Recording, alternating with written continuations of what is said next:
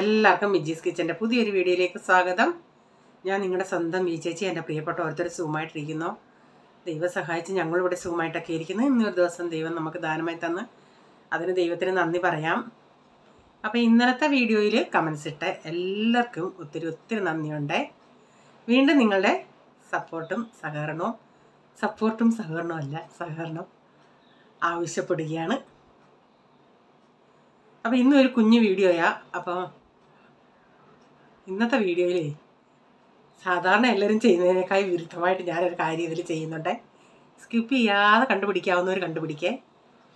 ചിലപ്പം വീഡിയോയിൽ പറയുന്ന കൂട്ടത്തിലങ്ങ് ഞാൻ പറയുമായിരിക്കും. പിന്നെ ഇന്നലെ ഞാൻ വീഡിയോ ഇട്ടതിൽ മക്കൾ പഠിച്ചുകൊണ്ടിരുന്നേ. സത്യം ഞാനത് പറഞ്ഞു കഴിഞ്ഞിട്ട് ഞാൻ ചിന്തിച്ച് ആരേലും എന്തെങ്കിലും പറയാമായിരിക്കും, അങ്ങനെ പറയണ്ടായിരുന്നു. ഒരിക്കലും ഞാൻ അത് അങ്ങനെ സത്യം എനിക്ക് കമൻ്റ് വന്നേ, ആൻറ്റി അങ്ങനെ കമൻറ്റ് നെഗറ്റീവായിട്ടൊന്നും പറയല്ലേ എന്നൊക്കെ. ഞാനങ്ങനെ പറയാറില്ല. ആ സമയത്ത് വീഡിയോ എടുത്തോണ്ട് യുവമാർ കിടന്ന് കളിച്ചുകൊണ്ടിരുന്നുണ്ടേ. പെട്ടെന്ന് പോയി പഠിത്തം കണ്ടോടെ ഞാൻ അങ്ങനെ പറഞ്ഞ് ശരി, നമ്മൾ മക്കളെ അവർ എന്തോലും പറഞ്ഞാൽ നമ്മളവരെ ഡിസ്കറേജ് ചെയ്യും എന്തോലും പറയുന്നത് അവരുടെ മൈൻഡിൽ അത് സത്യമാണ് പറഞ്ഞത്. അതെൻ്റെ തെറ്റാ, ഞാൻ ക്ഷമ ചോദിക്കുന്നു. നമ്മളങ്ങനെ പിള്ളേരെ നമ്മളെപ്പോഴും എൻകറേജ് ചെയ്യിപ്പിക്കാവും. അവരൊരു വിഷയത്തിൽ തോറ്റാലും നമ്മളത് പറഞ്ഞാൽ അടുത്ത പ്രാവശ്യം നമുക്ക് മാർക്ക് വാങ്ങിക്കാം, അങ്ങനെ ഞാൻ പറയത്തുള്ളൂ.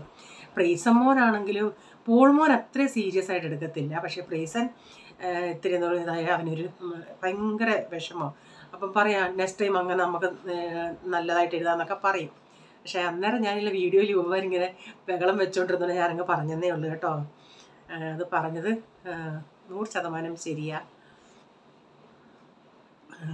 പിന്നെന്താ, പിന്നെ പ്രത്യേകിച്ചൊന്നുമില്ല. ഇന്നൊരു കൊച്ചു വീഡിയോ. പിന്നെ വാട്സപ്പിൽ എനിക്കൊരു മെസ്സേജ് വന്ന്, ചേച്ചി ഒന്നും തോന്നല്ലേ, ഇനിയും കണ്ടിട്ട് മനസ്സിലായില്ലെന്ന് പറയുന്ന വീഡിയോ ഞാൻ തുണി ഇടുന്നതേ ഒന്നുകൂടെ ഒന്ന് കാണിക്കുമോന്ന്. അപ്പം ഞാൻ ഇന്നുകൂടെ കാണിക്കുന്നുണ്ട്. അത് ചേച്ചി എനിക്ക് വ്യക്തമായിട്ട് ക്ലിയർ ആയില്ല, എനിക്ക് അത് യൂസ്ഫുൾ, എനിക്ക് വേണം അതുകൊണ്ടാണ് ഇങ്ങനെ പബ്ലിക്കായിട്ട് കമൻ്റ് ഇടുന്ന ആളല്ല. വാട്സപ്പിൽ വന്ന് ചോദിച്ചാൽ അതിനെന്താ, നമുക്കറിയാവുന്ന കാര്യം ഞാൻ പറയുകയും ചെയ്ത്. അയ്യോ എനിക്കൊന്നും തോന്നത്തില്ല, നമുക്കറിയാവുന്ന കാര്യം മറ്റൊരാൾക്ക് പറഞ്ഞു കൊടുക്കുക എന്നുള്ളത് ഏറ്റവും വലിയ നല്ല കാര്യമാണ്. കാരണം ഒരാൾക്ക് നമ്മളിൽ നിന്നൊരു പ്രയോജനം ഉണ്ടെങ്കിൽ അത് നല്ല കാര്യമല്ലേ. പിന്നെ ഞങ്ങളെപ്പോലുള്ള ഈ വെളിയിലൊക്കെ താമസിക്കുന്ന ഫ്ലാറ്റിൽ താമസിക്കുന്നവർക്ക് അത് ഒത്തിരി പ്രയോജനമുള്ള വീഡിയോയാണ്. അങ്ങനെ മുകളിൽ ഇങ്ങനെ അടിച്ച് 3-4 ഇങ്ങനെ അടിച്ചാൽ ഇങ്ങനെ ഇടാൻ ആദ്യമൊക്കെ ഇത്തിരി ബുദ്ധിമുട്ടാണ്. പിന്നെ അതങ്ങ് പ്രാക്ടീസാവും. ആദ്യമൊക്കെ റീച്ചാനായിരുന്നു ഇടുന്നത്, എനിക്ക് അറിയത്തില്ലായിരുന്നു. കാരണം നമ്മുടെ നാട്ടിലിങ്ങനെ നമുക്കിങ്ങനെ കമ്പേ കുത്തിയുള്ള പരിപാടി ഇല്ലായിരുന്നല്ല, മുറ്റത്തങ്ങ് വിരിച്ചാൽ മതിയല്ലേ. പിന്നെ ഇപ്പം ഞാൻ എക്സ്പേർട്ട് വിരിച്ചാൻ അത്ര ഒക്കത്തില്ല. ആദ്യം ഞങ്ങളുടെ ഇവിടെ ഇങ്ങനെ കമ്പായിരുന്നു, വലിയ ഇതുപോലെ ഒരു കമ്പായിരുന്നു. അതാകുമ്പോൾ ഒട്ടും സ്ലിപ്പായി പോകത്തില്ല. ഇതെന്ന് പറയുന്നത് ഇച്ചിരി സ്ലിപ്പാവും. എന്നാലും ഞാൻ ഇടും. ചിലപ്പം ശരിക്കും ഒറ്റ ഇടക്കത്തിൽ ശരിയാവും, ചിലപ്പം ശരിയാവത്തില്ല. അങ്ങനെയൊക്കെയാണ്. ഓക്കെ, ഇനി നമുക്ക് വീഡിയോയിലോട്ട് പോകാമേ. എന്നോട് നേണ്ട ചേച്ചി ഒരു പാട്ട് പാടെന്ന് പറഞ്ഞാൽ ഇന്നിപ്പം ഇത്തിരി കൂടുതലാവും വീഡിയോ, അതുകൊണ്ട് ഞാൻ ഒരു ദിവസം പാടാം കേട്ടോ. വലിയ പാട്ടുകാരിയോ ഗാനകോകിലോ ഒന്നും അല്ല, എന്നാലും ചിലർക്ക് കേൾക്കാനൊരു താല്പര്യം, അതുകൊണ്ട്. ഓക്കെ, രാവിലെ ഇഡലിയാണ് ഉണ്ടാക്കുന്നത്. അപ്പോൾ ഇപ്പുറത്ത് ഞാൻ ചായക്കുള്ള വെള്ളം വെച്ചിട്ടുണ്ട്. ചിലപ്പം വെള്ളവും പാലും എല്ലാം കൂടെ അങ്ങ് ഇടും, ചിലപ്പം തേയില വെള്ളം ഒന്ന് തിളച്ചിട്ട് പാലൊഴിക്കും, അങ്ങനെ പല രീതിയിൽ ചെയ്യും. അപ്പോൾ ഇഡലിക്കുള്ള ഇഡലി ഒന്ന് ഞാൻ അങ്ങോട്ടൊന്ന്, ഇഡലിയും ചമ്മന്തിയുമായി ഇന്ന്. അപ്പം ഇഡലി ഒന്ന് ഒഴിച്ച് വയ്ക്കട്ടെ. ഇഡലി എല്ലാം ഒഴിച്ച് വെച്ചിട്ട് ഞാൻ ഇച്ചിരി നേരം കഴിഞ്ഞ് ചിലപ്പോൾ ഞാൻ ഇഡലി ഇങ്ങനെ തുറന്ന് നോക്കും, തൊട്ട് നോക്കും. പിന്നെ തൊട്ട് നോക്കുമ്പോൾ നമുക്ക് മനസ്സിലാവും ഇഡലി എന്തോ കയ്യിലൊട്ടുന്നുണ്ടോ എന്നുള്ളത്. അപ്പോൾ ഈ ഇഡലി പാത്രത്തിൻ്റെ അടപ്പുണ്ടല്ലേ, മേളിലായിരുന്നു ഞാൻ പാത്രം, ഈ അടപ്പും ചരുവും ഇഡലി പാത്രം ഞാൻ കഴുകി വെച്ചിട്ട് ഇതൊന്ന് മേളിൽ ഇരിക്കുമായിരുന്നു. എങ്ങനെ അതൊന്ന് താഴെ വീണ്, അത് പിന്നെ അത് ശരിക്കൊന്ന് അടയുന്നില്ല.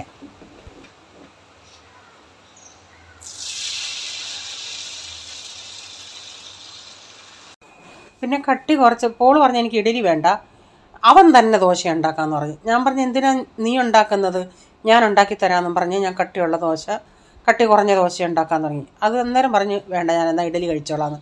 പിന്നെ ആ കട്ടി കുറഞ്ഞത് റീച്ചാൻ ഇഷ്ടം, ഇങ്ങനെ കട്ടി കുറഞ്ഞ്. അപ്പോൾ റീച്ചാൻ കഴിച്ചോളാമെന്ന് പറഞ്ഞു. ഇഡലിയൊക്കെ ആയത് തണുത്ത് ഞാൻ പിന്നെ അതൊന്ന് ഇഡലിയൊക്കെ ഒന്ന് ഇളക്കിയിട്ടിട്ട് ആദ്യത്തെ ട്രിപ്പായ അന്നേരം അത് പിന്നെ ഡാഡിക്കും പോളിനും റീച്ചാന് ദോശ കൊടുക്കാമെന്ന്. റീച്ചാൻ അങ്ങനെ രാവിലെ കഴിക്കാറില്ല, കുറച്ച് കഴിഞ്ഞ് കഴിക്കത്തുള്ളായിരുന്നു. ഇന്നിപ്പോൾ ഞാൻ പറഞ്ഞു ചൂട് ദോശയാകുമ്പോൾ അതങ്ങ് കഴിച്ചോളാൻ പറഞ്ഞു. അപ്പോൾ കൊച്ചവൻ ഞാൻ പറഞ്ഞില്ല, അവന് തോന്നുന്ന സമയത്ത് അവൻ കഴിക്കും. ഇന്ന് അവൻ ഇഡലി ആയത്, ചില സമയത്ത് ഇഡലി ഇഷ്ടമായി. ഈ പിള്ളേരല്ലേ, അവർക്ക് ചില സമയത്ത് ചിലത് ഇഷ്ടപ്പെടും, ചില സമയത്ത് ചിലത് ഇഷ്ടപ്പെടത്തില്ല. അങ്ങനത്തെ ഉള്ള ഒരു പരിപാടികളാണ്.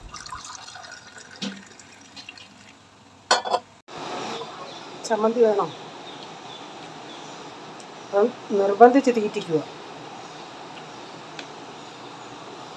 കുളിച്ചിട്ട് വന്ന് ഡ്രസ്സ് വിട്ട്, അതുകൊണ്ട് ഞാൻ തോർത്തൊന്ന് കഴുത്തേലോട്ട് ഇട്ട് കൊടുത്തതാണ്.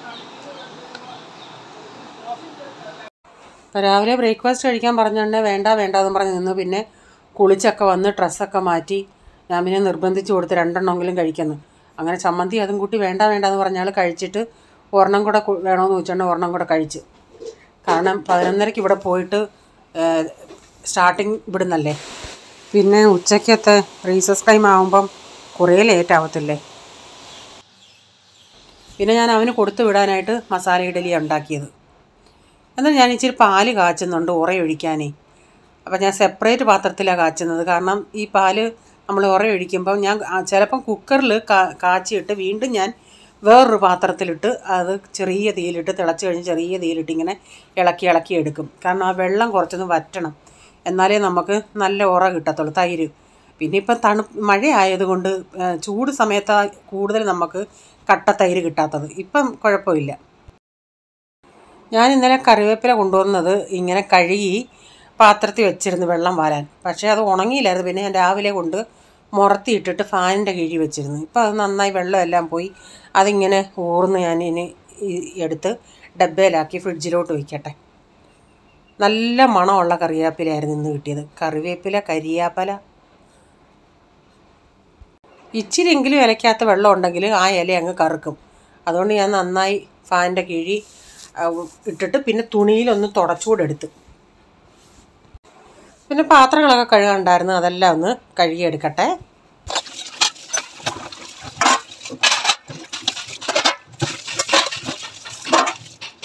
അപ്പോൾ തുണിയൊക്കെ ആയി, തുണിയൊന്ന് വിരിക്കട്ടെ.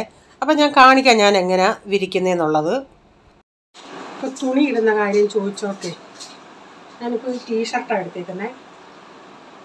അതിൻ്റെ ഈ വശമാണ് ഞാൻ എടുക്കുന്നത്, താഴ്വശം ലെവലായിട്ട് പിടിച്ചിട്ട് ഇങ്ങനെ ഫോൾഡ് ചെയ്യും.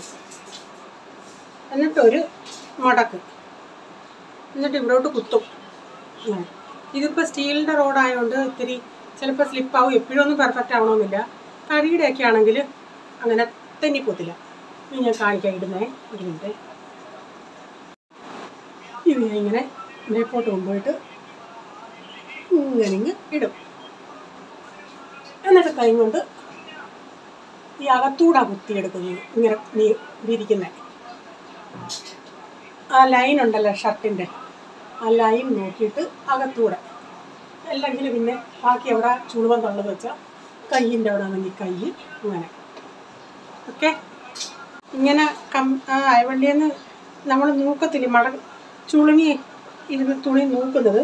കാരണം നമ്മുടെ ഈ ഷർട്ടിൻ്റെ ഈ ലൈനില്ലേ, ആ ലൈനിൻ്റെ അകത്തൂടെ കമ്പിയിടും.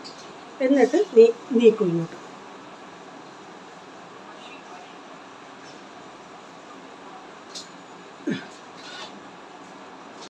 അപ്പോൾ ഒരു പുളിങ്കറി വെക്കാനായിട്ട്, രസമല്ല പുളിങ്കറി, ചുമന്ന കളറി വെക്കാമായിരുന്നു. ഇപ്പോൾ ഇത്തിരി പുളി ഇത്തിരി കൂടിപ്പോയി, അതുകൊണ്ട് അങ്ങനെ ഇച്ചിരി കറുത്തിരിക്കുന്നത്. ഭയങ്കര മഴ പെയ്യുക.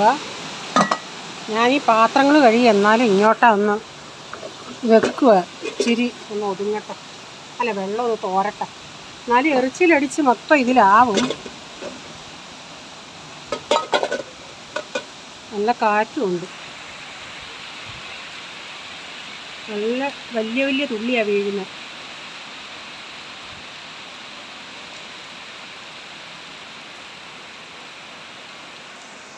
നല്ല മഴ, അവിടെയൊക്കെ വെള്ളം തളം കെട്ടി കിടക്കുക.